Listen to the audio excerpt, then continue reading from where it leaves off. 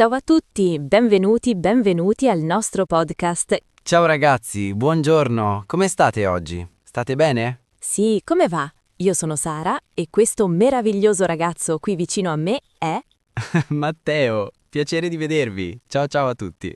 Allora, prima di iniziare con il nostro episodio di oggi, vogliamo dire una cosa importante. Sì, se questo è il vostro primo video con noi, benvenuti. Siamo molto felici di avervi qui.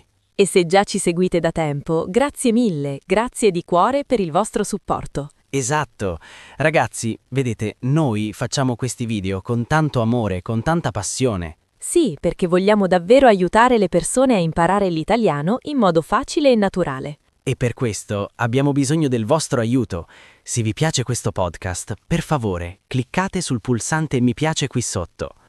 Sì, e iscrivetevi al canale, è molto importante per noi. Ma perché è importante? Ve lo spieghiamo subito. Perché vogliamo aiutare più persone possibile nel mondo a imparare l'italiano. Questa è la nostra missione. Esatto, ci sono milioni di persone che vogliono imparare l'italiano. In America, in Asia, in Africa, ovunque. E più persone si iscrivono al nostro canale, più persone possono trovare i nostri video e imparare con noi. È semplice, basta un click. Un piccolo click per voi, un grande aiuto per noi. Perfetto Matteo, quindi ragazzi iscrivetevi, mettete mi piace e condividete con i vostri amici. Sì, se avete amici che studiano italiano, mandate loro questo video. Ottima idea! Allora, siete pronti per l'episodio di oggi? Ah sì? E di cosa parliamo oggi, Sara?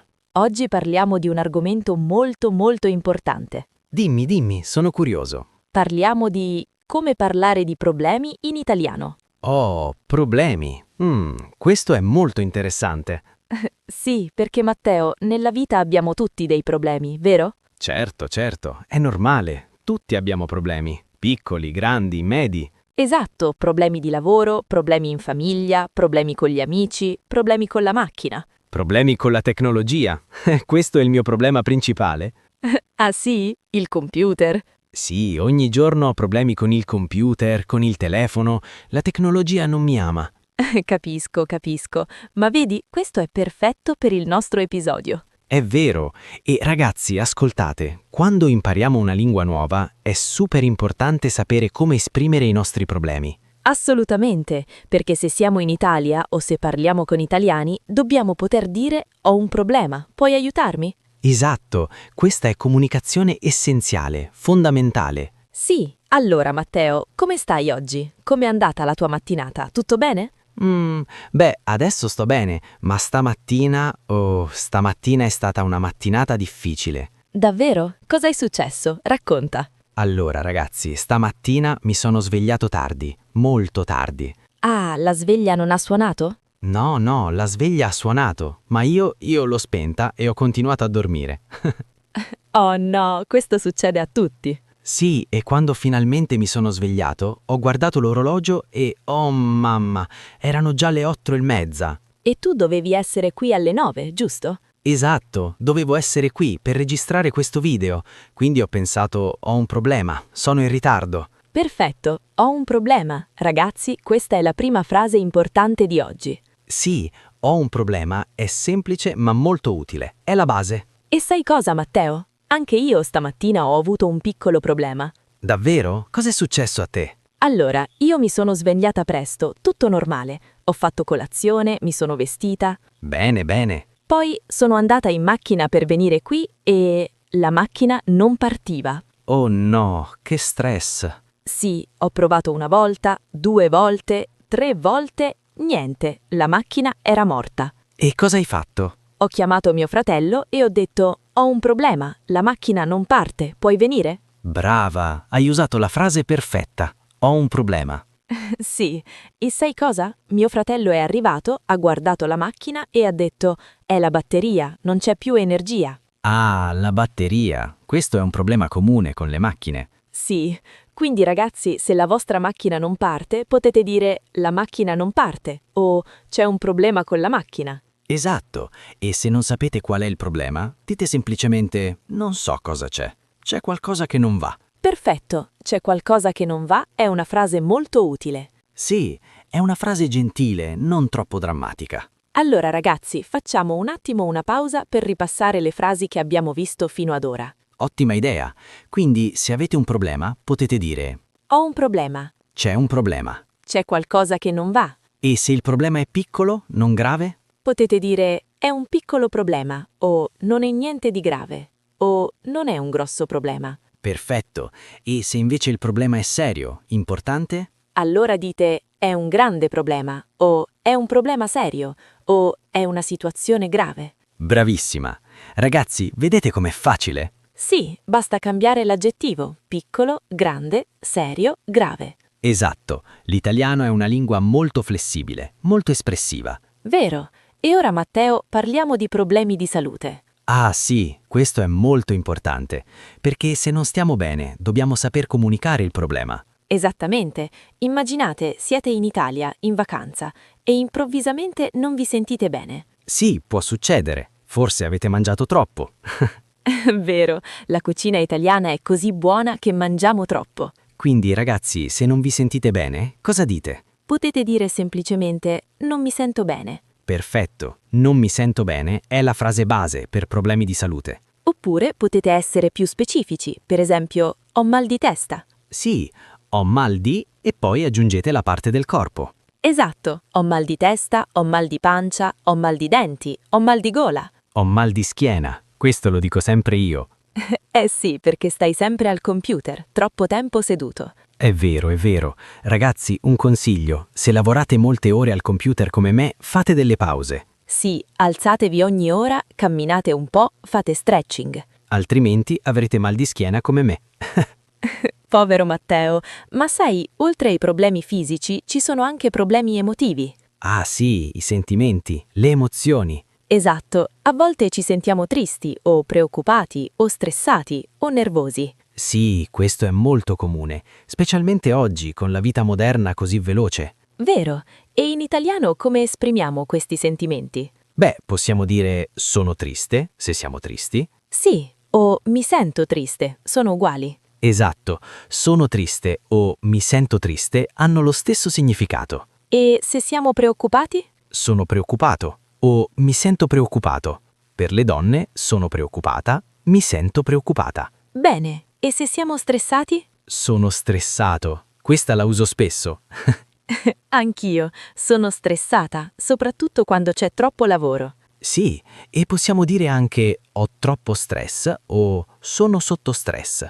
Perfetto, sono sotto stress è un'espressione molto comune in italiano. Ragazzi, un'altra emozione importante è la paura. La paura. Ah sì, ho paura, questa è fondamentale. Sì, e possiamo dire ho paura di qualcosa. Esatto, per esempio, ho paura del buio, ho paura dei cani, ho paura di volare.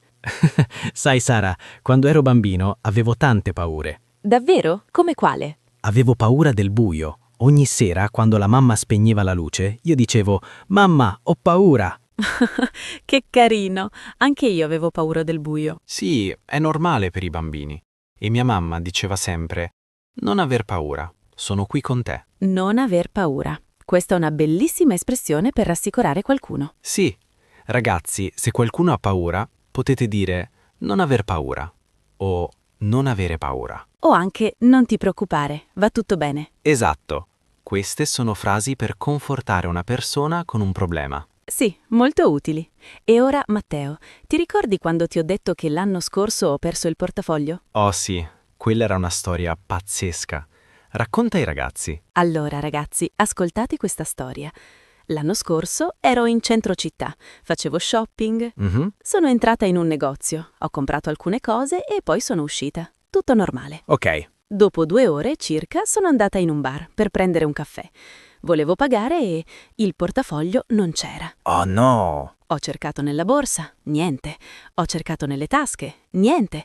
Il portafoglio era sparito. Che stress! Sì, in quel momento ho pensato, ho un grosso problema. Ero veramente in panico. Certo, nel portafoglio c'erano i documenti, vero? Sì, c'erano la carta d'identità, la patente, le carte di credito, tutto. Madonna! E cosa hai fatto? Prima di tutto ho respirato profondamente.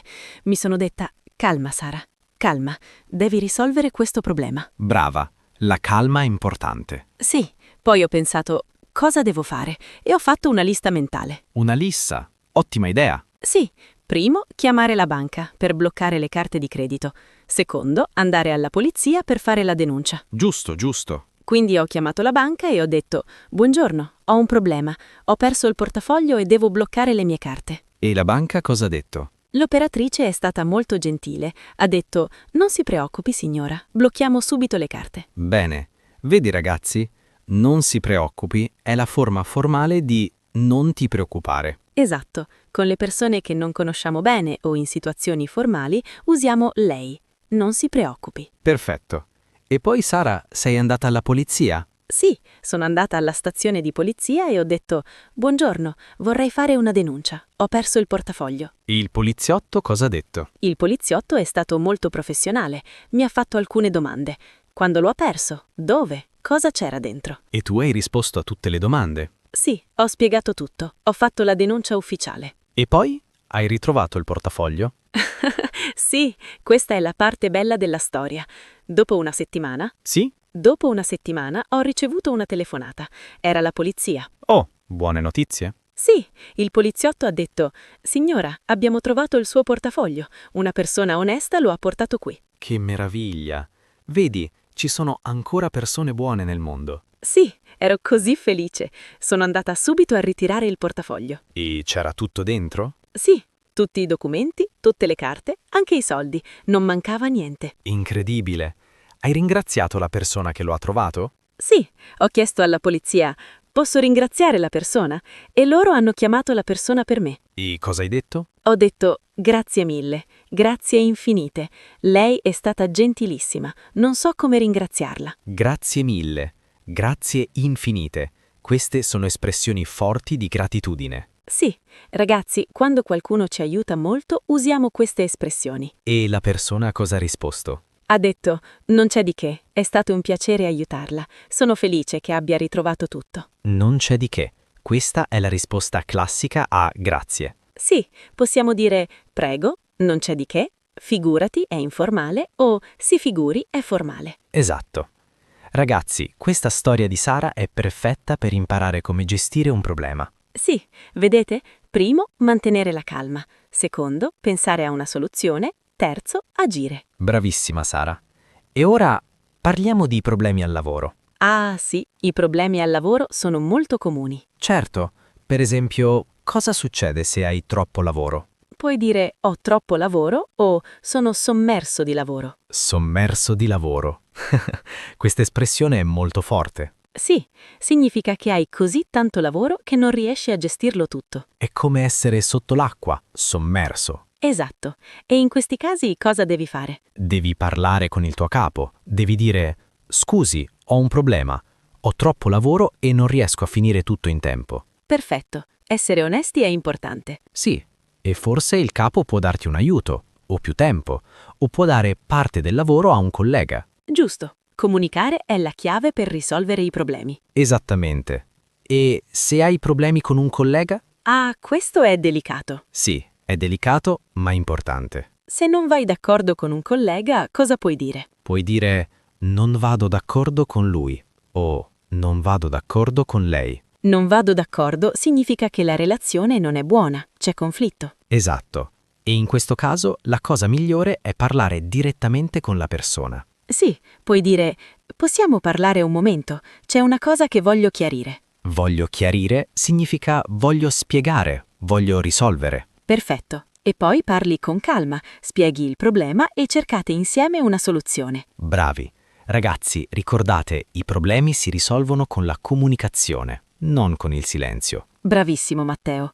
E ora ultima categoria di problemi. I problemi in famiglia. Ah, questi sono i più difficili. Perché? Perché sono emotivi, coinvolgono le persone che amiamo. È vero, ma proprio per questo è ancora più importante comunicare. Sì, se hai un problema con un membro della famiglia, devi parlare. Come inizi la conversazione? Puoi dire: possiamo parlare? C'è una cosa che mi preoccupa. Oppure c'è qualcosa che vorrei discutere con te. Sì, e poi spieghi il problema con calma, senza accusare. Esatto, usa frasi come mi sento invece di tu sei o tu fai. Perfetto, perché mi sento parla di te, dei tuoi sentimenti. mentre tu sei o tu fai sembra un attacco. Esattamente. Per esempio, invece di dire tu non mi ascolti mai, Dici mi sento trascurato quando non mi ascolti. perfetto. Vedete ragazzi la differenza? Sì, la seconda frase è più gentile, più costruttiva. E aiuta a risolvere il problema invece di creare più conflitto. Perfetto. Allora, ragazzi, facciamo un grande riepilogo finale. Sì, ripassiamo tutte le frasi importanti di oggi. Per dire che hai un problema. Ho un problema. C'è un problema. Non mi sento bene. Sono preoccupato, preoccupata. Ho paura. Ho bisogno di aiuto. Posso parlarti di una cosa? Per rispondere a qualcuno che ha un problema, Non ti preoccupare. non aver paura. Sono qui per te. Posso aiutarti? Dimmi tutto. Cosa è successo? Per problemi di salute. Ho mal di testa, di pancia, di denti, di gola, di schiena.